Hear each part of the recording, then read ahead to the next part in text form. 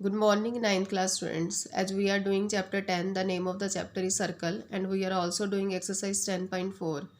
In exercise 10.4, student, we have already completed the question number 1 to 3, and today we will try the question number 4 and question number 5. In question number 4, we have given that if a line intersect two concentric circles, concentric circles वो circle होते हैं जो कि same centre के होते हैं। Means कि एक सर्कल से अगर एक सेंटर से हमारे टू सर्कल बन रहे हैं तो हम उसको बोलेंगे कंसेंट्रिक सर्कल। इसमें जो रेडियस है वो दोनों सर्कल की डिफरेंट होती हैं और सेंटर जो है वो सेम होता है। तो एक लाइन जो है वो दो कंसेंट्रिक सर्कल से इंटरसेक्ट होके जा रही है और सेंटर ओ है और जो लाइन इंटरसेक्ट होके जा रही है वो 4 पॉइंट से होकर जा रही है, that is A B C and D. तो हमें प्रूव करना है कि प्रूव डेट है कि A B is equal to C D, कि ए बी का जितना पार्ट है उतना ही क्या होगा, सी डी की जो सेगमेंट है वो भी उतनी ही होगी। तो गिवन डेट में हमने ये लिखा कि ये लाइन ए डी इंटरसेक्ट, ये लाइन ए डी है, ये कंसेंट्रिक सर्कल को इंटरसेक्ट कर रही है 4 पॉइंट्स पर। कौन कौन से पॉइंट है, A B C and D, where O is the centre of this circle, और ओ क्या है, इन दोनों सर्कल का सेंटर है। प्रूफ करना है कि A B is equal to क्या है, सी डी। अब कंस्ट्रक्शन ये कहती है कि हमने ओ से एक परपेंडिकुलर ड्रॉ कर लिया, that is O M which is perpendicular on A D. अब ए डी के ऊपर परपेंडिकुलर है तो हमने प्रूफ में अब शुरू किया, क्योंकि हमें प्रूफ करना है A B is equal to C D. तो प्रूफ में हमने क्या लिखा कि ए डी इज़ द कोड ऑफ द लार्जर सर्कल। जो ए डी है वो कोड है किसकी, लार्जर सर्कल की। और ओ एम जो है वो परपेंडिकुलर है ए डी के ऊपर। अब आपको पता है कि अगर कोई सेंटर से कोई परपेंडिकुलर लाइन कोड के ऊपर ड्रॉ हो रही है तो वो कोड को इक्वली बाइसेक्ट करती है, मीन्स कि दो इक्वल पार्ट में उसको डिवाइड करती है। तो हमने लिखा कि ओ एम परपेंडिकुलर है ए डी के, इसलिए ए से लेकर एम तक का डिस्टेंस और एम से लेकर डी तक का डिस्टेंस दोनों क्या होंगे, सेम होंगे। तो हमने लिखा A M is equal to D M, जिसमें ओ एम बाइसेक्ट कर रही है, जो कोड ओ एम जो परपेंडिकुलर है वो कोड को बाइसेक्ट कर रहा है। ये रीज़न मैंने यहाँ पर लिख दिया है। अब हम लिखेंगे कि इस ए डी के बीच में बी सी कोड जा रही है, तो बी सी इज़ द कोड ऑफ द स्मॉलर सर्कल। जो बी सी है, ये बी से लेकर सी तक की जो कोड है वो स्मॉलर सर्कल की कोड है। और सेम परपेंडिकुलर ओ एम जो है वो बी सी के ऊपर भी ड्रॉ हो रहा है। तो हम क्या कहेंगे कि हमने लिखा कि ओ एम जो है वो परपेंडिकुलर है बी सी के ऊपर, तो जितना बी एम होगा उतना ही सी एम होगा। मीन्स कि जितना डिस्टेंस बी एम का होगा उतना ही सी एम का होगा। क्योंकि B M is equal to C M इसलिए क्योंकि ओ एम बाइसेक्ट कर रही है किस कोड को, कोड बी सी को। तो यहाँ पर ये कोड लिख लेना कि ये बी सी कोड को ये बाइसेक्ट कर रही है। तो अब ये कोड को बाइसेक्ट कर रही है तो हमने B M is equal to C M ले लिया। अब नेक्स्ट हमने स्टेप किया कि सब्ट्रैक्ट 2 फ्रॉम 1, मीन्स कि हम ए एम में से बी एम माइनस कर दे और डी एम में से सी एम माइनस कर दे। अब ए एम में से बी एम माइनस किया, डी एम में से सी एम माइनस किया। अगर हम यहाँ से देखें तो ए एम में से मैंने बी एम माइनस कर दिया तो मेरे पास क्या बचा, ए बी।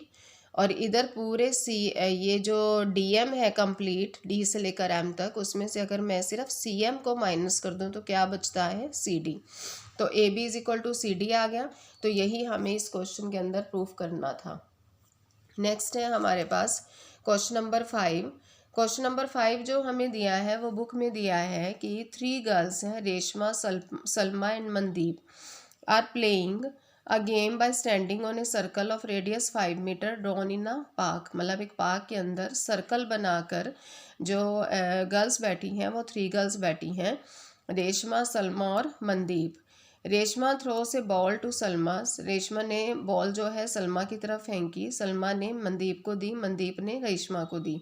अब उन्होंने बोला है कि अगर distance between the Reshma and Salma, जो रेशमा और सलमा का डिस्टेंस है, and distance between the Salma and Mandeep 6 metre each, मतलब कि रेशमा और सलमा और मनदीप दोनों 6 मीटर के डिस्टेंस पर एक दूसरे से बैठे हैं। तो what is the distance between the Reshma and Mandeep, हमें रेशमा और मनदीप के बीच का डिस्टेंस फाइंड आउट करना है। अब हमने इस क्वेश्चन में क्या किया कि ये मैंने एक सर्कल फॉर्म बना लिया, एक सर्कल है जिसमें ये सेंटर हो गया और मैंने थोड़ी थोड़ी दूरी पर Reshma, R that mean Reshma, S that mean Salma और एम डैट मीन मनदीप, थोड़ी थोड़ी दूरी पर ये मैंने तीनों जो गर्ल्स है वो बिठा दी हैं। अब ओ से अगर देखा जाए तो ओ से आर का जो डिस्टेंस है वो 5 मीटर दिया है मुझे। मैं यहाँ पर 5 मीटर लिख देती हूँ, क्योंकि सेंटर से जो रेशमा की जो डिस्टेंस दिया है वो 5 मीटर है। और ओ से लेकर एस मीन्स कि सेंटर से सलमा का डिस्टेंस भी 5 होगा, और ओ से लेकर एम सेंटर से मनदीप का डिस्टेंस भी कितना होगा, 5। अब ये सभी डिस्टेंस 5 है। अब उसके बाद उन्होंने बोला है कि जो आर से लेकर एस, जो रेशमा से सलमा का डिस्टेंस है वो भी 6 मीटर है, और जो सलमा से मनदीप का डिस्टेंस है वो भी 6 मीटर है, और जो रेशमा से मनदीप का डिस्टेंस है वो हमें फाइंड आउट करना है। मैंने क्या किया कि मैंने यहाँ लिखा draw perpendicular O A and O B on R S and S M respectively. O A perpendicular किसके ऊपर हो गया, आर एस के ऊपर, और ओ बी परपेंडिकुलर किसके ऊपर हो गया, एस एम के ऊपर। ये मैंने अपनी तरफ से ड्रॉ किया है। अब नेक्स्ट मुझे क्या फाइंड आउट करना है, डेट इज़, अब मैंने दोबारा यहाँ फिगर बना ली है नेक्स्ट पेज पर, और उसमें भी मैंने ओ ए ओ बी दोनों दिखा दिए हैं, परपेंडिकुलर है। ये ओ बी है, ये भी परपेंडिकुलर, और ओ है, ये भी परपेंडिकुलर है। और ये रेशमा, सलमा और मनदीप है, और ये सभी का जो डिस्टेंस है सेंटर से वो 5 मीटर है, ये भी 5 मीटर है। अब उन्होंने बोला है कि as O A perpendicular to R S, अगर ओ ए आर एस के ऊपर परपेंडिकुलर है तो जितना आर ए होगा उतना ए एस होगा।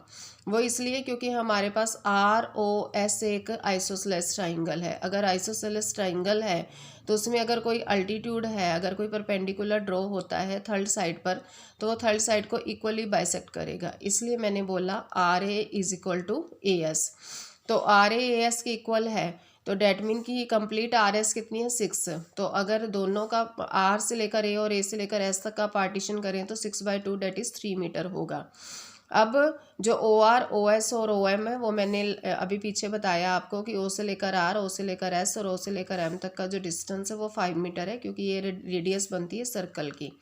अब मैंने एक ट्राइंगल उठा लिया ओ ए आर, ये छोटा सा ट्राइंगल उठाया, डेट इज़ ओ ए, ये ओ ए और ये आर। ओ ए आर में ओ ए की स्क्वायर प्लस ए आर की square is equal to O R की स्क्वायर, मीन्स मैंने पाइथागोरस फॉर्म लगाई। ओ ए की स्क्वायर प्लस ए आर की square is equal to O R की square. O A की square हमें नहीं पता, ए आर की वैल्यू 3 है, ये हमें ऊपर गिवन है, ओ आर की वैल्यू भी हमें ऊपर गिवन है 5 है।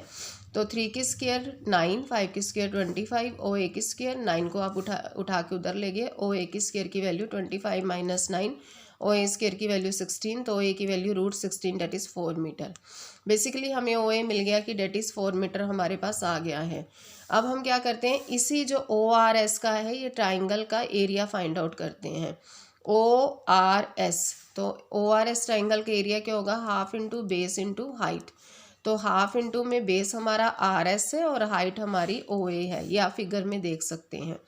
तो आर एस की जो वैल्यू दी है वो नीचे ये देखिए दी है 6 मीटर, और जो ओ ए की वैल्यू दी है वो हमने अभी फाइंड आउट कर लिया 4।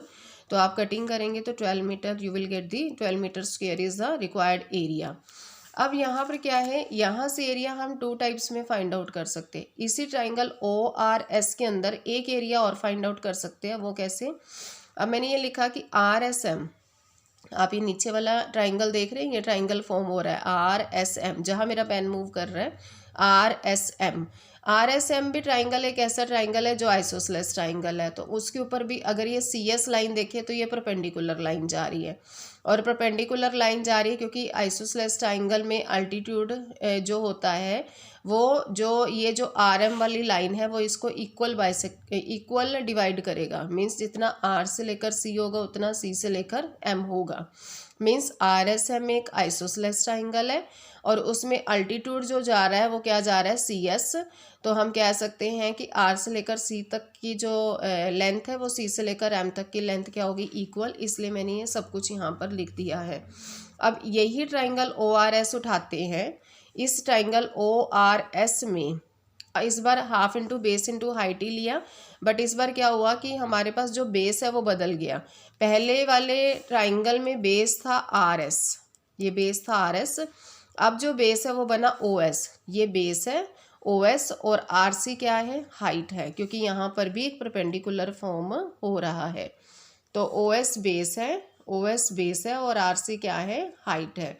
तो हमने क्या लिया, half into base into height, तो हाफ इंटू बेस क्या है OS और h जो हाइट है वो RC, तो हाफ इंटू जो OS है वो बेस हमें 5 दिया, RC हमें नहीं पता। अब मैं नंबर 1 नंबर 2 को हम आमने सामने रख सकते हैं।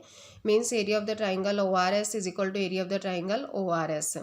Area of the triangle ORS है 12 मीटर स्क्वायर और area of the triangle ORS जो अब हमें फाइंड आउट हुआ है वो हाफ इंटू 5 इंटू RC। तो 2 को उधर मल्टीप्लाई करेंगे, 12 into 2 24, 24 divided by 5 is equal to RC। Then RC की वैल्यू यू विल गेट 4.8। अब मैंने ऊपर क्या लिखा कि RC किसके इक्वल है, CM के। तो RC और CM दोनों की वैल्यू 4.8।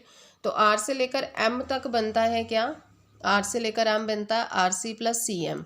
तो RC और CM को ऐड कर दे तो 4.8 plus 4.8 you will get 9.6 metre. So distance between the Reshma and Mandeep is 9.6 metre. यही हमें फाइंड आउट करना था। तो क्लास ये क्वेश्चन है जो आपने सोल्व करने हैं। Thank you and have a nice day.